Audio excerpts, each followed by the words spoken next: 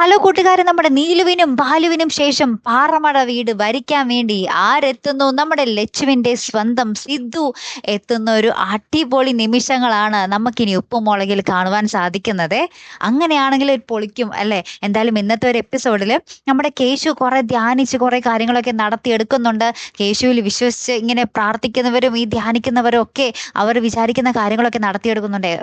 ഉദാഹരണമായിട്ട് നമ്മുടെ പാറക്കുട്ടി ഐസ്ക്രീം വേണമെന്ന് വിചാരിക്കുമ്പോൾ തന്നെ നമ്മുടെ കേശു പറയുന്നത് പോലെ ചെയ്യുമ്പോൾ തന്നെ ഐസ്ക്രീം കിട്ടുന്നുണ്ട്. ഭവാനിയമ്മയാണെങ്കിൽ നമ്മുടെ കേശുവിൻ്റെ അടുത്ത് നിന്ന് ഇന്ന ആഗ്രഹം പറയുമ്പോൾ അതുപോലെ തന്നെ മുത്തശ്ശൻ്റെ കത്ത് വരുന്നുണ്ട്. നമ്മുടെ ഭവാനിയമ്മ ആഗ്രഹിച്ചതുപോലെ മുത്തശ്ശൻ്റെ കത്ത് വരുന്നുണ്ട്. അപ്പൊ ഇതൊക്കെ അറിയുമ്പോൾ നമ്മുടെ ലച്ചുവിനാകെ അസ്വസ്ഥത. ഇത്രയും നാളായിട്ട് വിളിച്ചിട്ടും വരാത്ത ആകെ ഒരാളേ ഉള്ളൂ, സിദ്ധു അല്ലെ? അപ്പൊ സിദ്ധുവിനെ ആ പുറത്തു നിന്നും ഗൾഫിൽ നിന്നും വരുത്തുക എന്നുള്ള ഒരു ധ്യാനത്തിലാണ് നമ്മുടെ ലച്ചു. ഇനി ഇതെങ്ങാനും ഫലിക്കുകയാണെങ്കിൽ നമ്മുടെ സിദ്ധു തന്നെ ആയിരിക്കും പാറമട വീട്ടിലേക്ക് തിരികെ വരാൻ പോകുന്നത് അല്ലെ? നമ്മുടെ ബാലുവും നീലും പോയതിനു ശേഷം ഒരു ഒഴിവ് കിടപ്പുണ്ടായിരുന്നു അവിടേക്ക് നമ്മുടെ സിദ്ധു വരികയാണെങ്കിൽ പാറമട വീട് ഒന്നും കൂടെ പൊളിക്കും അല്ലേ കൂട്ടുകാരെ? നിങ്ങൾ പ്രേക്ഷകർക്ക് ആഗ്രഹമുണ്ടോ നമ്മുടെ സിദ്ധുവിന്റെ മടങ്ങി വരവില്?